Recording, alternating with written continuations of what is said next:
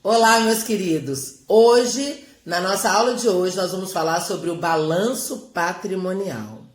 O balanço patrimonial é uma das ferramentas contábeis mais importantes. Ela é útil para a tomada de decisão, ela é útil em vários fatores. Nós vamos aqui nos ater aos elementos dele nesse momento, mas é importante a gente frisar essa questão, porque tanto os usuários internos quanto os usuários externos da contabilidade, todos eles se utilizam dessa peça contábil para a análise, para a tomada de decisão, porque ela contém informações importantes, informações relevantes, esse balanço patrimonial, ele precisa ser feito realmente de forma organizada para que essas informações estejam ali de forma fiel, né? O balanço patrimonial, ele é composto por elementos do ativo e elementos do passivo. Os elementos do ativo, a gente já falou na aula anterior, né? Eles são os bens e os direitos de uma pessoa jurídica. E os elementos do passivo são as obrigações que essa pessoa jurídica tem para com terceiros e essas obrigações que essa pessoa jurídica tem para com os sócios. Então, o balanço patrimonial é uma tabela com duas colunas e em cada coluna estão os elementos dessa peça contábil. É importante a gente entender o que são elementos do ativo, né?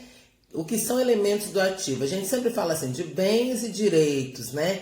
Os elementos do ativo são aqueles recursos que são controlados pela empresa e que têm uma expectativa de rentabilidade futura. Então, lá no ativo vão estar elencados todos os elementos que a empresa controla. Então, ali no imobilizado, nós teremos ali as máquinas e os equipamentos. No ativo intangível, nós teremos ali as marcas, os direitos autorais. Lá no ativo circulante, nós teremos ali o estoque, a conta clientes, né? Todos esses que são elementos importantes e que devem figurar nessa peça contábil que é tão importante. Então, o balanço patrimonial, como eu disse, ele tem duas colunas, como nós vemos na figura, e em cada coluna estão os elementos de ativo, de passivo e de patrimônio líquido. Porque lá na parte do passivo, nós temos as obrigações com terceiros, que nós chamamos de passivo exigível, tá? Aquilo que vai ser cobrado, aquilo que vai ser reclamado no futuro. E nós temos as obrigações com sócios, aquilo que nós chamamos de passivo não exigível. Então, aquilo que não será reclamado, que não será cobrado, ok? No passivo exigível estarão as obrigações com fornecedor, impostos, dividendos, salários a pagar. Já no passivo não exigível estarão as contas do patrimônio líquido, o capital social, que é o dinheiro que os sócios colocam na empresa, investimento inicial, que a gente chama, né? Uma outra aula a gente vai falar sobre capital social. Então, e ali no patrimônio líquido nós temos, além do capital social, as reservas, né? Entre outras contas que nós estaremos estudando posteriormente.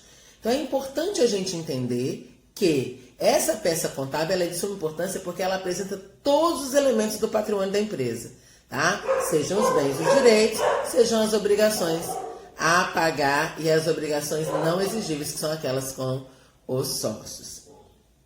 Então, para finalizar, vamos recapitular aqui que o balanço patrimonial é uma peça contábil de suma importância para a entidade, porque apresenta os elementos patrimoniais da empresa, os elementos de ativo, onde estão elencados os bens e os direitos da empresa, e os elementos do passivo, onde estão elencadas as obrigações exigíveis e as obrigações não exigíveis, né? Lá no passivo nós temos o passivo exigível e o passivo não exigível, que é o patrimônio líquido da empresa.